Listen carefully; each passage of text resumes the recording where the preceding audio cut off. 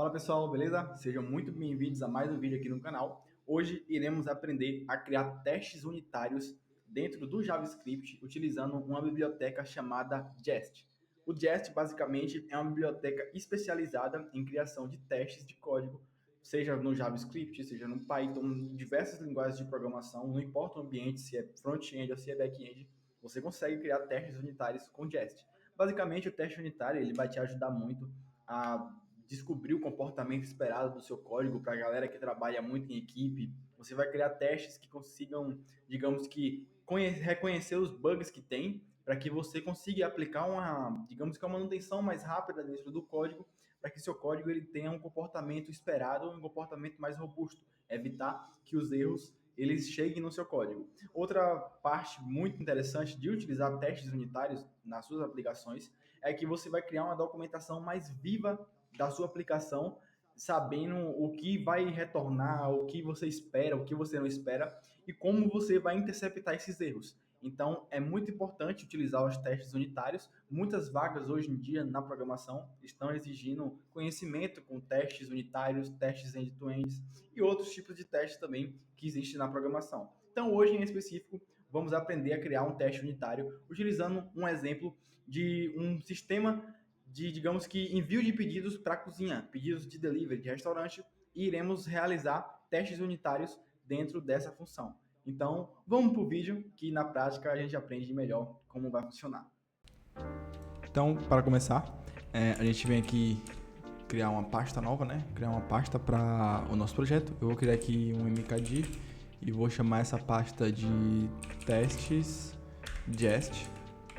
Eu vou acessar a testes Jest, e aí vou abrir com o VS Code essa pasta para que a gente consiga fazer o nosso aprendizado aqui com o Jest. A gente vai criar os testes unitários utilizando a biblioteca Jest. Pronto, beleza. Para iniciar aqui o projeto, vou abrir o terminal aqui. A gente vai iniciar esse projeto utilizando o Node. Então a gente vai criar aqui um npm init -y aqui para pular todas as questões. E aí a gente cria nosso projeto com o Node, beleza. Criamos aqui o projeto já deu esse retorno aqui. A gente pode vir aqui em npm install e instalar o Jest, que é a única biblioteca que a gente vai utilizar nesse projeto aqui, porque o nosso foco aqui é apenas implementar os testes. Então a gente vai instalar aqui o Jest com a lib, beleza. Feito isso, mostrou aqui na pasta do projeto agora. Ok, fechou. Package.json. E aí na package.json a gente vai fazer o seguinte: a gente vai excluir esse script de teste que tem aqui e vamos adicionar o script do Jest. Então a gente vai só digitar Jest aqui, beleza? Já está aqui o Jest como a dependência registrada. E aqui dentro em script a gente apaga o script de erro que veio e coloca o Jest. Então toda vez que a gente chamar o npm test, o Jest ele vai ser acionado e vai fazer toda a gestão dos testes. Fechou. Feito isso, vamos criar aqui agora as nossas funções. Vou criar aqui uma pasta chamada service. E dentro de services, vou colocar sempre no plural. E dentro de services a gente vai criar um order service.js, que é para a gente começar a criar a função para mandar o pedido para a cozinha, por exemplo. Então, para isso, a gente vai começar a criar as funções, e para criar as funções a gente vai fazer o seguinte: a gente vai criar as funções utilizando as functions padrões dentro do próprio JavaScript, não vai ter nada de programação orientada a objeto, para ser mais simples e rápido aqui. Então vamos primeiramente criar aqui uma variável chamada orders, que vai listar todos os pedidos, e essa variável ela vai ser, por enquanto, vazia. Vamos criar aqui agora uma função chamada createOrder, que vai ser uma função, uma arrow function, e dentro dessa função a gente vai receber dois parâmetros. A gente vai receber o customer, que é o cliente, né? O cliente que vai fazer o pedido, e os itens, que são os itens que vai ter dentro do pedido, os produtos que vai ter dentro do pedido. Beleza. Vamos fazer uma validação aqui. Se não tiver nenhum pedido, né? Nenhum cliente, se o pedido que a gente passar não tiver o nome do cliente, ou se items.length ele for igual a 0, a gente vai retornar aqui um throw new error e vai informar aqui que o pedido ele está inválido porque não tem nenhum cliente nem o item. Então, cliente ou itens ausentes. Beleza. Feito isso, passou por esse erro aqui e foi ok, deu que a gente tem um customer que tem um items, ele não vai cair nesse erro, ele vai seguir adiante. E aí a gente cria aqui um objeto aqui, vou criar uma variável com alguns objetos para que a gente consiga criar o pedido. Então a gente vai criar aqui o pedido na mão mesmo, porque não tem nenhum banco de dados, só para a gente agilizar aqui e a gente focar mais no teste. Então eu vou dizer que o ID, vou colocar aqui um orders.length, mais um, sempre o tamanho do pedido e acrescentando mais um aqui, vai ser o ID do pedido. Customer, a gente vai passar, items também, a gente vai passar numa lista de array. E status, a gente vai passar aqui um status do pedido logo de início como pending, né? Um status pendente. E vamos passar aqui um total, que é o valor total que vai ter o pedido. A gente vai criar essa função total aqui na mão mesmo, uma função como total. Eu vou aqui dar um orders.push para adicionar esse pedido dentro de orders. E eu vou retornar aqui um order. Beleza. Feito isso, a gente vai criar aqui agora a função para a gente fazer o cálculo total do preço do produto. Então, para isso, vou criar aqui uma função chamada calculate total, e dentro de calculate total, a gente vai passar, um iron function, a gente vai passar aqui os itens que tem dentro do pedido. Então, items, e a gente vai passar aqui um return items.reduce, a gente vai criar a função reduce sobre os itens aqui, percorrendo cada item e calculando. A gente vai pegar o total do item e vai pegar o item também, a posição do item. Então a gente vai fazer aqui o seguinte, total mais item.price, que é o preço do produto, vezes item.quantity, quantity, e vamos dar 1,0 aqui. Beleza? Então ele vai fazer o seguinte, ele vai pegar todos os itens que tem dentro do produto, vai utilizar o reduce para percorrer e ir incrementando de acordo com o total mais o preço vezes a quantidade. Então se tiver aqui 10 pizzas no valor de R$100, ele vai percorrer tudo e vai incrementar no total o preço do produto. Então se tem 10 pizzas por R$10, ele vai fazer o item vezes a quantidade, então vai dar R$1.000, 10 pizzas por 100, por exemplo. Então, basicamente, ele vai fazer essa lógica aqui. Vamos também criar aqui uma função só para atualizar, const update status, só para atualizar o status do pedido, né? Porque o status ele começa como pendente, mas ele precisa depois alterar como completed ou status que está em entrega, ou em processo de entrega, por exemplo, por aí vai. Então, a gente tem que passar o order ID, que é o ID do pedido que a gente quer atualizar, e um status. Feito isso, a gente vem aqui primeiro pegar o pedido, se o pedido já existe realmente. Então a gente vai dar aqui um const order, vai ser igual a um orders.find para filtrar o pedido. Vou passar aqui a order, parâmetro order. Então se order.id ele for igual a o order ID que a gente passar, ele vai existir. Então para a gente encontrar o pedido a gente vai fazer isso. Então eu vou dar aqui um if, se não existir a order, ele vai retornar aqui um throw new error, dizendo que o pedido não existe. Pedido não encontrado. Beleza, pedido não encontrado. Se existir, a gente só vai atualizar o status. Então, order status vai ser igual ao status que a gente passar do pedido. Beleza? Vou tornar aqui o order, só pra gente retornar alguma coisa. Fechou. Beleza. Feito isso, a gente agora só faz exportar module.exports e a gente exporta aqui as funções que a gente criou. Vou exportar o create order, vou exportar o calculate total também, vou exportar o update status. Fechou. A gente criou aqui as funções, o service, para criar todas as funções que a gente vai precisar. Vamos criar aqui agora uma pasta chamada testes, que a gente vai utilizar para fazer os testes. Agora aqui a brincadeira vai começar de verdade. Então, para criar os testes, a gente vai criar o mesmo arquivo aqui, order service, só que em vez de ser .js, vai ser .test.js, informando que esse arquivo é um arquivo de teste, para que o Jest ele consiga identificar. Para começar, a gente vai importar aqui o create order e vai importar também o update status, vindo de uma const, né? Como a gente está utilizando o JavaScript puro, então a gente vai importar utilizando o módulo require, e aí a gente vai pegar da onde a gente vai importar, que é de //services /order service. /order service. Importamos o create order, já lá mostrando aqui como ele funciona, e o update status também dentro de service order service. Beleza, vamos começar a escrever o nosso teste. Então, vamos começar criando aqui um describe, que é para, digamos, descrever o nosso teste, né? Mostrar que esse teste é de order service. Então, eu vou criar aqui que esse teste é um order service, né? E aí a gente vai passar aqui uma arrow function. E dentro dessa arrow function a gente vai começar a escrever os testes. Então, o primeiro teste que a gente pode fazer, na verdade, antes de escrever o teste, a gente precisa garantir que os pedidos eles serão limpos. Então, eu vou dar aqui um before each. Então, antes de começar a iniciar o teste, eu vou criar aqui uma arrow function.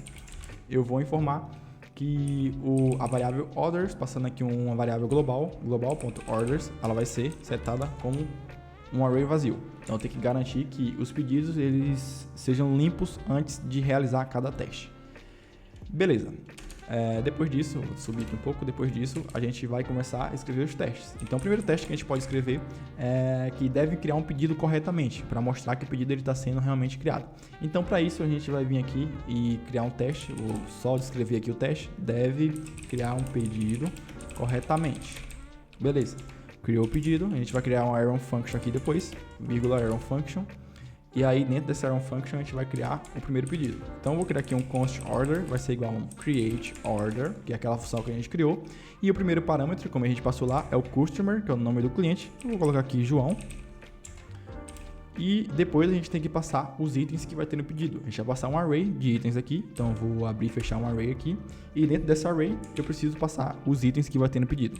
Então, eu vou dar aqui um name do pedido, do produto, né? Vai ser pizza, por exemplo. Tem que passar um price, então vou passar aqui que é 40 reais, né? E tem que passar a quantidade, então eu quero uma quantidade de 1. Então eu quero passar aqui uma pizza de 40 reais. Botar mais um produto aqui, só para ficar mais recheado. A gente pode colocar um refrigerante, né? Por exemplo, refrigerante. Um price de, por exemplo, sei lá, um price de 10 reais, um refrigerante. E podemos passar aqui também a quantidade, quantity 2. Então, a gente tem aqui uma pizza de 40 reais, na quantidade, uma quantidade apenas. E a gente tem aqui um refrigerante, que é 10 reais o preço, duas quantidades. Totalizando aqui, fazendo um cálculo de cabeça, a gente sabe que tem no pedido aqui um preço de 60 reais, né? 20 reais do refri e 40 da pizza. Beleza. Vamos criar o primeiro teste aqui. Então, a gente vai aqui, o primeiro expect. O expect, basicamente, é uma função do digest pra gente, do teste, né? Pra gente passar que a gente está esperando algo, está esperando acontecer isso. Então, a gente dá aqui um expect e vai vir pegar order e a gente vai esperar que todo pedido ele tenha obrigatoriamente to have property. Vai pedir que obrigatoriamente ele retorne com a propriedade ID.